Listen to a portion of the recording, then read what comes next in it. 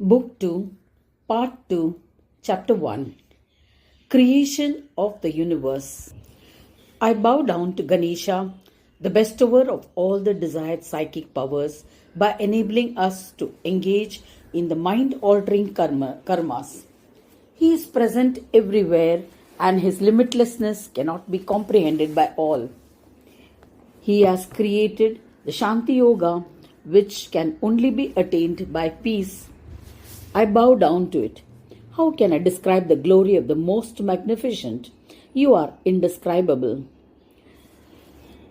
This chapter is centered around Śrī Ganaraja Prabhu, where he speaks about the discrimination of Kṣetra and Kṣetrajña, the field of experience and the knower of the field. Here, the Kṣetra is Morgaon, the king of all Kṣetras. The Kṣetrajña is Moreshwar. The boundaries of the quadrangular Kṣetra are 12 yojanas in length. The Kṣetra is made up of light and therefore it is the embodiment of knowledge. This is the only Kṣetra on this earth that bestows self-knowing, a mass of knowledge in the subtle sense and praised in the Vedas and Puranas. Since there is no other Kṣetra in comparison, it is known as Bhuswananda, Swananda Loka on earth. Dwars of the Kṣetra. This Kṣetra has dwars on all four sides. On the east is Viṣṇu, the Lord of Dharma, and is stationed there as Lakshmi Narayan. On the southern side is the Lord of Wealth, stationed in the form of Shiva Parvati. The goddess of enjoyment and pleasures, Rati, in the nature of Cupid, is present in duality with the Lord of Liberation, Sūrya, on the northern side, and on the west is the undivided aspect of Jiva and Shiva. Lord Viṣṇu maintains equanimity in the face of all differences, where the friend of foe is the main prowess as the Lord of Dharma. He confers the psychic powers of following one's own Dharma. He is stationed in the eastern Dwar and is the first deity of the Dwar. As Vaishnava Brahma, he maintains an equanimous disposition and hence attains the first position. The Lord of Wealth, Shiva, is the Sahaja Brahma, the most excellent, is established in the second Dwar. The vasanas that arise in Jiva are of three types: of this world, of the world beyond, and the powers of Brahma. These are the sources of all desires in an individual. The goddess of desires is stationed in the third Dwar. The importance of this Dwar is that all desires are fulfilled with a support and the desire-filled mind then gets absorbed. The destruction of all bondage of Jiva and Shiva means liberation. Sūrya, the Lord of the fourth Dwar, makes this happen. By serving the four Dwars, a devotee gets the psychic powers of Brahma. Therefore, these four gods are established in the four Dwars. The Kṣetra Kṣetrajña form of Viṣṇu is experienced as non-differentiation and is on the eastern front. In the southern part is the Kṣetra Kṣetrajña, the non-differentiated form of Shiva. In the same way, on the western side, the Kṣetra Kṣetrajña, non-differentiated form of Shakti, is established. On the northern side is Sūrya, whose non-differentiated form can be experienced. If one has experienced the non-differentiated state of all the four Kṣetrajñas, then one can attain the prowess of Kaivalya. In this manner, Mayūreśvara gives fulfillment to all the Kṣetra and Kṣetrajñas. Just as the plumage of a peacock has a multitude of colors, so does one go through a variety of experiences in the pursuit of Moria. Therefore, the difference shown by Maya are called Mayura, and this Brahmanaspati Kṣetra is called Mayūresh, which is the only place in the whole of Brahmand where one can see the non-differentiated form of Brahma. This Kṣetra is purely in the form of light and is devoid of annihilation and creation. Kashi and other Kṣetras are subject to destruction and creation as described in the various literatures. At the time of annihilation, Shiva supports himself on his Trishul, the trident.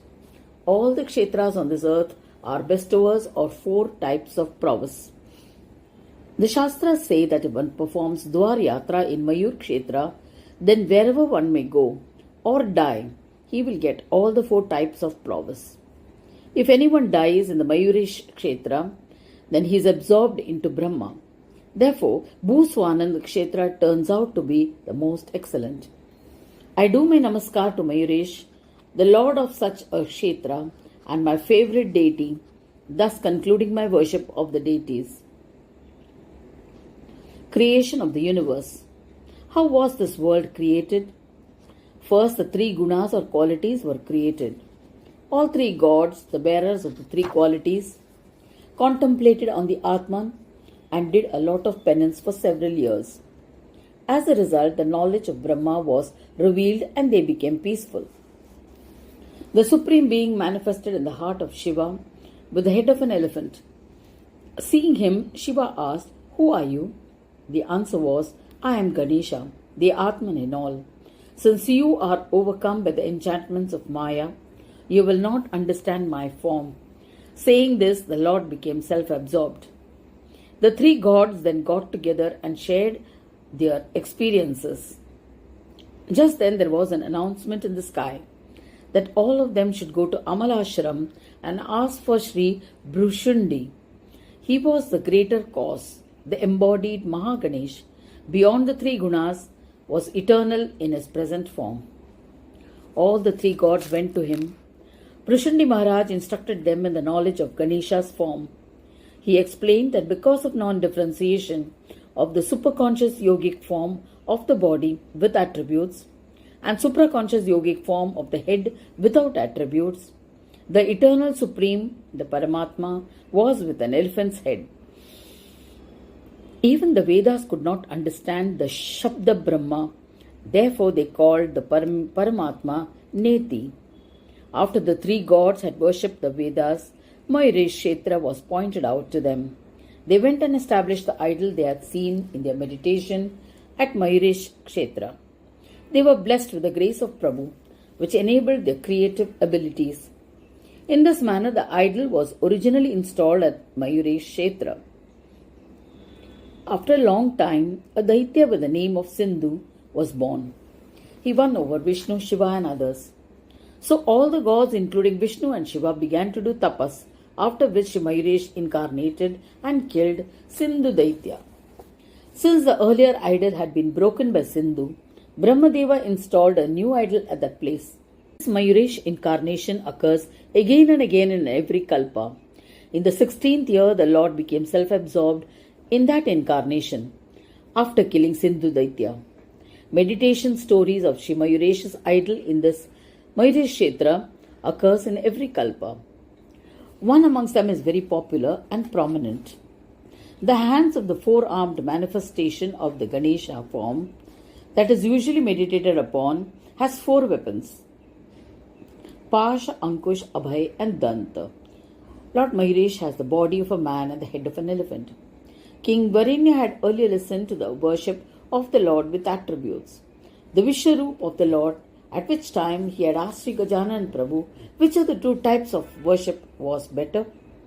Varenya vacha ananya bhavastvam samyang murtimantam upasate yoksharam paramavyaktam tayokaste matodika asitvam sarvavid sakshi bhuta bhavana ishvara atastvam pare pritchami vadame kripaya vibho. Varenya asked, there may be a devotee who worships you entirely on your attributes, while another worships only your form without attributes. He may worship you as all-encompassing universe, your Vishwaroopa. Both kinds of worship appear contradictory because if we worship an idol, then it is not possible to worship the cosmic form. And if we worship the cosmic form, there are no attributes. So, if we have to focus on one of them to achieve our goal, which is preferable, which one do you like more? It is my desire to worship you in a way that is dear to you. Varenya continues, no doubt you are present everywhere, through your form with attributes and without attributes. You are also present in the idol and receive all the devotion. Therefore, you are still called the all-knowing and one who beholds all. Besides, the defects of the instrument with attributes and without attributes do not have any impact on you. You are aware of all the feelings in every being, and therefore you are known as Bhuta Bhavana. You create everyone out of your own desire and keep them under control. Therefore your lordship is excellent. Since you enjoy everything through their enjoyment, you are called Vibhu. You are omnipotent. I want this knowledge because I want to practice your devotion wherever I am. Please bestow your grace and tell me all about it. Sri Gargya Maharshi writes, after listening to the two types of worship, King Varenya asked Gajanan Prabhu, which among them is Ganesha's favorite? In the main shloka, undivided attention was said to be the most important thing in your worship. One who has complete love only for Ganesha, and apart from him he does not love anyone else in his mind and heart, only that devotee is said to have undivided love for Ganesha. So if there is such a devotee who worships the idol with attributes, and there is another who worships your form without any attributes, who is dearer to you? Varenya asked. The Paramatman is a reflection in all the animate and inanimate things of the world, basically which are perishable in nature. But the Paramatman is above all the changes and vicissitudes. Similarly, he is beyond forms and therefore he is said to be unmanifest. Shri Gajanana Vacha Yo Mam Murtidharam Bhaktya Madbhakta Parisevate Same Manyo Nananya Bhakti Niryujya Hridayam Mayi. Shri Gajanan Prabhu says, anyone who surrenders all his love to me, even in an idol, and who does not have a liking for anything else, that devotee is most dear to me. Khaganam svavavasham kritva akhila bhuta kitartha krit adhyayam akshara vyaktam sarvagam kutagam sthiram. In the next verse, he speaks about Ganesha's Vishwaroopa path of worship. He says, worship of the Vishwaroopa is very difficult. I shall tell you how. This body, mind and intellect are completely under our own control, which means there should be no attraction towards anything that causes joys and sorrows. Whatever one experiences as per the preordained destiny, whether it is joy-giving or not, should be faced with equanimity. That is, one should accept whatever comes their way. Only one who does that is capable of worshipping my Vishwaroopa. How is one to worship the Vishwaroopa? Since it is devoid of name and form, it is not possible to meditate upon it, as that would be meditation without goal. It is not possible to describe it through speech, so there is no question of remembering. It can also not be expressed in words. Since it is all-encompassing, it is possible to know it through the power wielded by it. I am an enigma.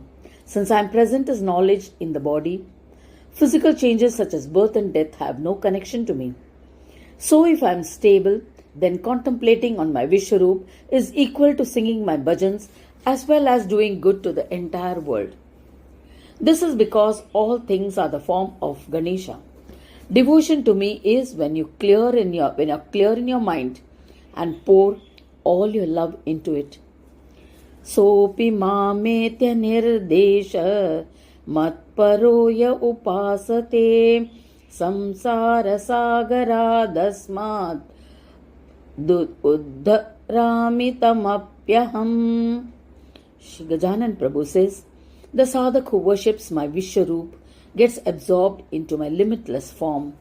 His spiritual worship is devoted to me. In the same way, devotees who worship me in an idol get liberated from the cycle of birth and death and get absorbed into me. This means that they come to my Swananda Loka after death, and there they worship my form and idol as Swananda. Such a sadhak then attains enlightenment in meditative union. It is like a lion who goes ahead but glances back to give a victory look. Idol worship is also like that. Avyaktopasana dukkha madikantena labhyate vyaktasyopasanat sadhyam tadeva vyakta bhaktitah. He says, King Varenya, you asked me which method of devotion was dearer to me. It is very difficult to worship my unmanifest form because in the beginning a conscious being is caught up in the dualities of Maya.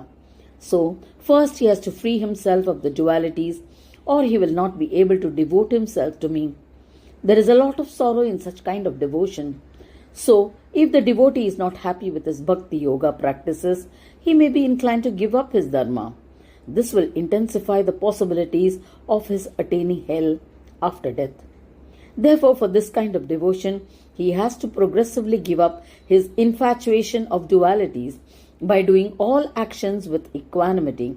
This will equip him to practice the path of my Vishwaroopa worship. In short, it is highly auspicious to first practice devotion to the manifest and then shift towards devotion to the unmanifest. Bhakti Kṣetra Karanam Paramam Matam Sarvesham Vidusham Shreshto Yakikam Chidnyopi Bhaktiman. Shri Gajanan Prabhu says, now I shall tell you which is dearer to me. All physical activity expressed externally should be of reverence towards me, while internally he should be filled with love to express his devotion. Such a devotee is dearest to me. Complete devotion within and absolute respect externally are the two characteristics of devotion. Nothing else is of any use. This kind of devotion is capable of making me totally subservient to the devotee. No doubt a learned person is more important than an ignorant man. There are many learned people. To be specific, there are 14 stages of learning. These are the 4 Vedas, the 6 Angas, and the science of law, Mimamsa, Dharma, and the Puranas. One who reads and understands their meaning is called a Vidwan or a scholar. But this kind of learning is one-sided. One who knows music may be an expert in dance as well. He too is a learned man. Anyone who is engaged in some activity or the other has various skills. He too is a learned man. One who knows the art of fighting with swords and spears, or the one who knows wrestling, are also learned in their field. Creating machines, instruments, houses, or creating different kinds of characters, or knowing different kinds of arts are all different kinds of learning. One who is established in one's own dharma does different kinds of tapas. He too is a learned man. One who does different kinds of pranayam can control the whole universe. He is also a learned man. One who does all actions without desire and attains both types of meditative union, the superconscious and the supraconscious, and attains absolute Śānti Yoga, is also a learned man. Thus, since there are different kinds of knowledge and arts, there have been innumerable scholars over the ages.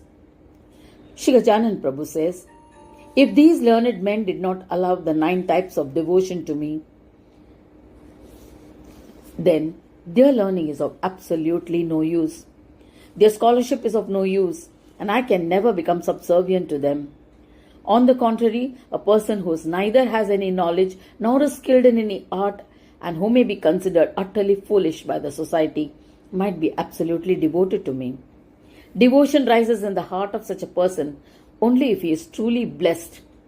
For me, he will be the most learned man amongst all learned men. The truth is that I accept his devotion more than from a person who may be learned or skilled but has no devotion to me, because such learning cannot make me subservient to them. So from my point of view, their learning is of no use at all. On the other hand, I enter the one who is devoted to me and stay there. Thus he is the most excellent and most blessed. I, Gaṇeraja Prabhu, the Atman in all, becomes subservient to him. He makes me mad. Then should one not consider his foolishness as the most excellent? There is reverence only where there is devotion to me. When there is respect for all that is related to me and which endeavors towards that end is the characteristic of respect. This kind of devotion and respect makes me even the most ignorant man, the most excellent amongst all learned men. He then goes on to explain the 9 types of devotion that arise within a devotee. 9 types of devotion. The taste in the mind means the pull of love, which is of 9 types. There is no 10th type of pull. Therefore, devotion is of 9 types. When the taste for anything arises in the mind of any jiva, it means love is rising towards something, and the effort of the mind towards that object is of 9 types. He always tries to listen to ways of attaining it and directs all his efforts towards it. He maintains a sense of respect towards that object. The mind's reverence is stuck in that object. Therefore, he does not listen to anything against that thing, and he does not take it to heart as well. If at all an incident happens where he is required to hear some adverse remark, he listens with this respect and goes away from there on the slightest pretext. This is the characteristic of the devotion of listening. Where the mind's love is well established, then analyzing the good and how to acquire it are the main and continuous topics of conversation. He does not engage in talks about other things. This is called Kirtan Bhakti. He does not forget the subject of his love. He thinks about it constantly. This is Smarana Bhakti, or the devotion of remembrance. Giving up all kinds of laziness within and without, he directs all his bodily efforts in attaining it. This is called Pada Sevanam. All efforts are made to attain that object. Whatever may be the cost, he does not hesitate. This is Archana Bhakti. Thus, in all ways, the object causes things to rise in his mind. Apart from that, he does not even find even the tiniest happiness in anything else. That becomes his condition, and it is known as Vandana Bhakti. He follows the path by which the object can be attainable and does whatever is necessary to become one with it, internally and externally. This is Dasya Bhakti. In this manner, when a devotee has identified with the object of his love, his condition becomes one with the object of his devotion. This is Sakhya Bhakti. Ultimately, the most excellent of all devotees becomes the form of the object of his devotion. The object of devotion encompasses him internally and externally. When that happens, it is called Atmanivedana Bhakti. After practicing these 9 types of bhakti, when there is identification with the object of devotion, there is an internal and external sense of surrender. It's a mindless state. Where is the possibility for any taste to rise therein? Now let us look at this in little more detail. In our daily life too, when we begin to like something, all our efforts are centered around it. When a man starts liking a woman, all his thoughts are connected to her. Once there was a Brahmin by the name of Buddha. He got infatuated by a woman named Kalavati. For her happiness, he killed his mother, father and wife and started robbing as well. He did not observe any decorum of merits, sins or such things. The story is from the Ganesh Puran. The moment the desire for wealth enters the mind of man, he uses 9 different ways to attain it. The most famous example of this is Duryodhana. The man who is ingrained in doing his dharma will make efforts to fulfill his swadharma in 9 different ways. For example, King Yayati was firm in his own dharma. He became devoted to knowledge. He spent all his wealth in obtaining it. When he became destitute, Galav Muni came to him and asked for his daughter Shamakarna's hand in marriage. As a result, his work was accomplished. Thus, through devotion to his own dharma, he attained everlasting relationships with people. One can see the devotion to wealth and prowess through the example of a Daitya. He believes that there is no one greater than him and he is unable to bear it, so he makes efforts to achieve wealth. This is Artha Bhakti, or devotion to wealth. In order to be the best, Daityas and others do great penance to attain the position of being the most excellent. Devotion to desires is nothing but to make efforts towards sensual pleasures. There was a king by the name of Samba. He humiliated his father and mother for the sake of sensual pleasures. He imprisoned good and righteous men. Without any fear, he went to extremes by indulging in sensual pleasures. The story is also mentioned in the Ganesh Puran. In short, for the sake of bodily pleasures, he makes all kinds of good and bad efforts, without caring for merits or sins. If anyone obstructed his path, he would push them aside or kill them to enjoy sensual pleasures. This is called Kama Bhakti. Moksha Bhakti, or the devotion for liberation, is achieved by the 9 types of devotion. Pitamaha Bhishma engaged in desireless action for the sake of liberation. Even though he fell down while fighting, he held on to his life till the northward movement of the sun. He lay on a bed of arrows in the battlefield, bearing all the pain. This is the best example of devotion for liberation. While lying on the bed of arrows, at times he would become unconscious due to the intense pain. But he still bore it all and waited for the northward movement of the sun just to attain liberation. From the beginning, this determination for attaining liberation was steadfast. This is the best example of devotion for the attainment of liberation. Devotees like Shuka, Janak and others actualize the state of Purna Brahma and attain the state of non-differentiation. Their bodily actions took place according to their destiny. Those who do not have any taste for God or the holy places live according to their destiny. Ganesha's Maya is indescribable. Being devoted to him, different devotees practice different kinds of devotion. Those in whom my devotion is firmly established becomes self-dependent, while I remain behind them and take care of them in all respects. I am invincible for all. But those best of devotees win me over. It is as though they bind me tightly with the thread of their devotion. That thread never breaks. That is why they should be considered pandits. Even without any specialized knowledge, if they have made me subservient to them, then where is the question of foolishness? Bhajana bhaktya vihinoyam sa chandalo vidiyate chandalopi bhajana bhaktyam brahmane bhyodiko mama. Exhibition of devotion. Here Sri Gajanan Prabhu says, it is true that some may sing my bhajans but they may lack devotion. Such bhajans are just to show off to the public. How is it so? Listen. Externally a person shows devotion to me, but his mind is full of thoughts about sensual pleasures.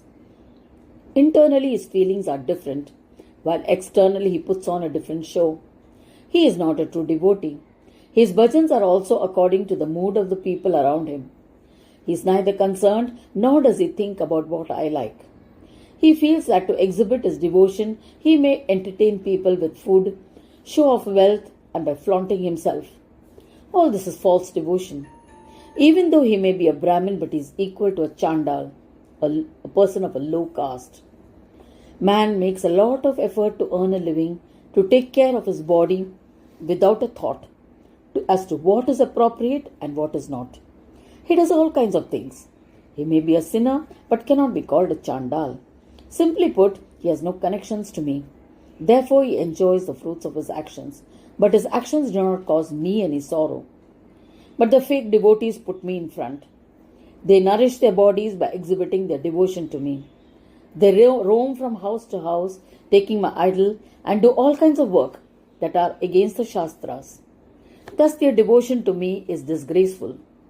I have to bear a lot of such incidents, which puts my being into a beggarly disposition. All kinds of things are done by using my bhajans, which cause me sorrow. When you cause sorrow to the whole world becomes sad. One should understand that when I of infinite universes is made to grieve, how many times will that be magnified? By keeping company of such people who make me sorrowful, they become sinful for causing infinite sorrow to me. They become sinners and go to hell in the end. King Varenya, just think about it. Several crore universes are sitting on the pores of my body. If any person causes sorrow to a person like me, it is like they have caused sorrow to all the universes. Is it not? Then shouldn't such a Purush, even though he seems to be devoted to me externally, be considered a Chandal? Anyone who even touches him should have a dip in the holy river. If a fake devotee is scorned, he may give up the pretense of being a devotee. But he is served and admired, he continues on the wrong path. Therefore, those who desire auspiciousness should reject such fake devotees. Otherwise, they will become partners in the sins of causing me sorrow. They may really be people of service, but because of my anger, they might fall permanently. After this, Prabhu talks about attaining the 9 types of devotion. The best devotees sing bhajans for me. I manifest in their body in 9 different ways. So my manifestation is verily my incarnation itself. I shall tell you brief about it. Listen and try to confirm it through experience. This is the end of chapter 1.